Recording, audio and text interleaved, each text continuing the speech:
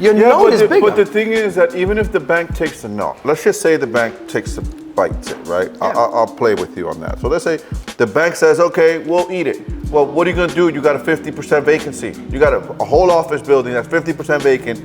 You're gonna go in the real estate business. They're clearly not in the real estate business. They tell us all the time. Right. We want to partner with you because we want to get paid. We don't want the real estate that's not our 100%. business. They tell us that, right? Right. So what, they're gonna start managing properties? They're not good at it. Well, back in the early 80s when I took the first recession, right? That was a bank called GreenPoint. Yeah, I remember GreenPoint. They're still around, aren't they? They're I gone? don't know. I used to call them the Jewish mafia. Okay. They were the mob in the sense Yeah, of and here in the mortgage, city, and right, in the especially city. in Brooklyn, there was a bunch of them. Yeah. Bunch of them. And I respected them. I did a lot of deals with them. You know, they started doing a portfolio. They had their own book. They had no choice back in the 80s to have their own So magazine. they were managing their own. Yeah, and then coming to guys like me and giving me the book and say, okay, what do you want to do with that? I bought a few of them from them. I know it because I did it. I'm not speaking bullshit. I'm speaking what I did. I sat down with them and I bought three of them from them.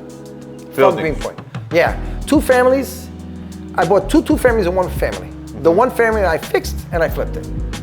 Okay? But I bought it from GreenPoint and they had a magazine.